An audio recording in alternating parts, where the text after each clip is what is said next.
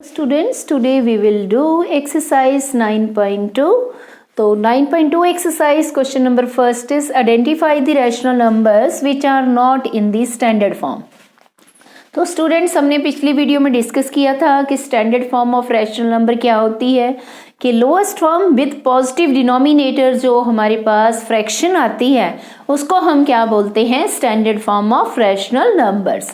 तो अब आपके पास कुछ ये रैशनल नंबर्स गिवन हैं, आपने इनमें से ये बताना है कौन से रैशनल नंबर जो हैं वो स्टैंडर्ड फॉर्म में नहीं है। तो इनमें से हम चेक कर सकते हैं -4/10 ये स्टैंडर्ड फॉर्म में नहीं है। अब आप बोलोगे मैम इसमें तो पॉजिटिव है डिनोमिनेटर, पर इसकी हम लोएस्ट फॉर्म निकाल सकते हैं। जैसे -4/10 है तो इसको 2 के टेबल से डिवाइड करते हैं तो -2/5 आया। इसका मतलब ये सिंपलेस्ट फॉर्म में नहीं है।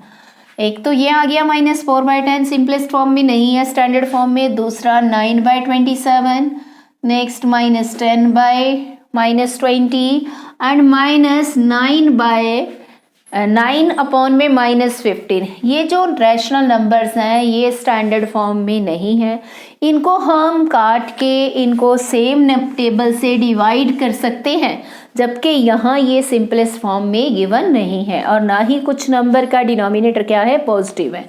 So your answer is students -4/10, 9/-27, -10/-20 and 9/-15। ये आपका आंसर आ गया। Okay, next question second, reduce the following to the standard form. अब आपके पास -45/30 है, इसको भी आपने स्टैंडर्ड फॉर्म में लिखना है। तो ये भी बिल्कुल इजी है। -45/30 आप इनको सेम टेबल 15 से डिवाइड कर सकते हैं, आप ऐसे काट के भी दे सकते हैं। तो योर आंसर इज -3/2। ओके, तो 15 के टेबल हमें कैसे पता चला कि 15 के टेबल से हमें एक ही बार डिवीजन हो जाएगी इन दोनों नंबर्स की। तो जो हमारे पास 45 और 30 का HCF आता है उस सेम टेबल से हम इनको डिवाइड करते हैं। ओके, तो नेक्स्ट इज इसी में ही हमारे पास एक और है पार्ट 36/-24। तो सबसे पहले इसको सिंपलेस्ट फॉर्म में करने के लिए हम 12 से डिवाइड कर लेते हैं 3/-2। ये सिंपलेस्ट फॉर्म तो होगी but this form is not in the standard form. तो स्टैंडर्ड फॉर्म में कन्वर्ट करने के लिए हमने स्टूडेंट्स क्या करना है, इस फ्रैक्शन को न्यूमरेटर को भी -1 से मल्टीप्लाई कर देंगे और डिनोमिनेटर को भी -1 से मल्टीप्लाई कर देंगे। तो ये जो माइनस का साइन है डिनोमिनेटर से, ये माइनस का साइन न्यूमरेटर में चला जाएगा और डिनोमिनेटर क्या बन जाएगा, positive. Okay students, next is B part, write the in simplest form. फिर से वही है, सेम वैसा ही क्वेश्चन है जैसा अभी आपने सेकंड किया है। तो सेकंड का ए पार्ट जैसे किया है वैसे ही सेकंड का बी पार्ट है। बी में फर्स्ट इज -3/-15। माइनस से माइनस कैंसिल, 3 को 1 से, ये तो छोटा सा टेबल है तो 1/5 is your answer. Okay, next is इसी में ही सेकंड पार्ट है -44/72। अब तो आप अच्छे से समझ गए होंगे ये टेबल आप कैसे पता चलता है, किस टेबल से आपने डिवाइड करना है। छोटी फ्रैक्शन जो है आप इनको इजीली कर सकते हैं सेम टेबल से। जैसे यहाँ -44/72 है, को नहीं क्लियर हो रहा तो 4 के टेबल से कर दो। देखो ऐसे भी काट के दे सकते हैं आंसर और ऐसे डिवीजन में भी शो करके कर सकते हैं। सो -11/18 ये आपका क्या आ गया स्टूडेंट्स, आंसर आ गया। यो किस फॉर्म में है, स्टैंडर्ड फॉर्म में है और सिंपलेस्ट फॉर्म में है। Next question third, the points P, Q, R, S, T, U, A and B on the number line are such that TR is equal to RS is equal to SU and AP is equal to PQR is equal to QB. Name the rational numbers represented by P, Q, R and S. तो आपके पास इस question में TR is equal to RS is equal to SU, तीनों के बीच में same distance है। इसी तरीके से ए पी जो है पी क्यू के इक्वल है, और जो क्यू बी है ये ए पी पी क्यू और क्यू बी तीनों में डिफरेंस जो है सेम है। तो स्टूडेंट्स अब आपने P Q R and S की वैल्यू बतानी है कि ये कौन से रैशनल नंबर को रिप्रेजेंट करते हैं। ओके स्टूडेंट्स, तो सबसे पहले देखिए इसमें क्वेश्चन में थ्री पार्ट्स हैं, 3 इक्वल पार्ट्स हैं, 1 2 3। ओके, तो हम सभी नंबर्स के बीच में 3 पार्ट्स ले लेते हैं, 1 2 1 2 3 1 2 3। ओके, सेम इसी वे से हमारे पास इस साइड भी नंबर आ जाएंगे। अब इजीली देखिए इसमें 3 पार्ट्स हैं, 0 मीन्स 0/3।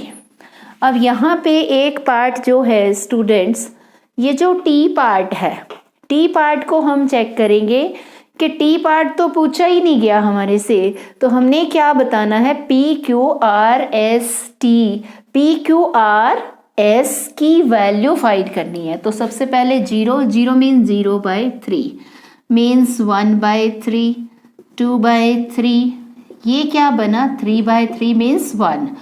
नेक्स्ट इज 4/3 5/3 6/3 मीन्स 2, और नेक्स्ट 7/3 8/3 9/3 मीन्स 3। ओके, तो सेम इसी वजह से इस साइड -1/3 -2/3 -3/3 मीन्स -1। तो अब हम इजीली नंबर लाइन के ऊपर जो हमने वैल्यू लिखी है उनके accordingly P Q R S को रिप्रेजेंट कर सकते हैं। सो पी रिप्रेजेंट किसको रिप्रेजेंट कर रहा है, पी 7/3 को। और हम इसकी मिक्स्ड फ्रैक्शन में लिखना चाहते हैं तो मिक्स्ड फ्रैक्शन में भी लिख सकते हैं, 2 होल्ड 1/3। नेक्स्ट क्यू किसको रिप्रेजेंट करता है, 8/3, या इसको आप 2 होल्ड 2/3 भी लिख सकते हैं। Okay, next is P Q के बाद है आर कहाँ पे है, 0 की लेफ्ट साइड में। इस साइड नंबर नेगेटिव है, लेफ्ट में, राइट में नंबर जो भी हम राइट करेंगे रैशनल नंबर वो पॉजिटिव होंगे। तो आर किसको रिप्रेजेंट कर रहा है, -1/3 को, -1/3। और जो एस है, एस रिप्रेजेंट कर रहा है, तो एस देखिए किसको रिप्रेजेंट कर रहा है स्टूडेंट्स, -2/3 को। तो आपने देखा ये नंबर -2/3 है। हाँ जी स्टूडेंट्स, ये जो नंबर -1/3 -2/3 एंड -1, ये जो TRSU है ये हमारे पास यहाँ पे है, T है -1 पे, यहाँ T, उसके बाद आगे T, उसके बाद RSU। ओके, तो ये जो नंबर है आपके यहाँ पे हैं, तो -3/3 -4/3 -5/3। तो अब आपने किसको बताना, R को और S को। तो R वैल्यू -4/3 है और S वैल्यू -5/3 है। ओके, तो यहाँ पे इसकी भी आप मिक्स फ्रैक्शन लिख सकते हैं, -1 होल्ड 2/3। ओके, इसको भी लिख सकते हैं और डाल के -1 होल्ड 1/3, या आप -5/3 तक भी छोड़ सकते हैं। Next question 4th, draw a number line and represent rational number of each part on it. अब इस क्वेश्चन में स्टूडेंट्स आपने एक नंबर लाइन ड्रॉ करनी है और उसके ऊपर 3/4 और -3/4 को रिप्रेजेंट करना है। बिल्कुल इजी है स्टूडेंट्स, आपने डाउन पार्ट को देखना है, डिनोमिनेटर को देखना है कि डिनोमिनेटर में क्या है, जितना डिनोमिनेटर लिखा हुआ है हमने उतने ही पार्ट्स करने हैं। हमने लिया एक लाइन ड्रॉ कर ली, इसमें 0 लिया, 0 की राइट साइड में नंबर पॉजिटिव, लेफ्ट में नेगेटिव। अब नीचे 3/4 और -3/4, तो डिनोमिनेटर दोनों में 4 है, तो 4 पार्ट्स लेंगे हमने, 1 2 3 1 2 3 4 1 ओके तो 1 2 3 4 2। अब इसी साइड सेम इसी वे से यहाँ -1 आया 4 पार्ट्स 1 2 3 4 पार्ट्स हो गए। फिर से जितने गैप पे 2 था उतने गैप पे -2 1 2 3 4 ओके तो 4 है नीचे डिनोमिनेटर 0/4 1/4 2/4 3/4 ओके 4/4 मीन्स 1। इसी वे से 0 की लेफ्ट साइड में -1/4 -2/4 -3/4। अब हमने नंबर लाइन के ऊपर रिप्रेजेंट करना है। ये है हमारे पास 3/4 और ये है -3/4। This represent 3/4 and this represent -3/4 and that's all students. इस वे से आपने इनको सॉल्व किया।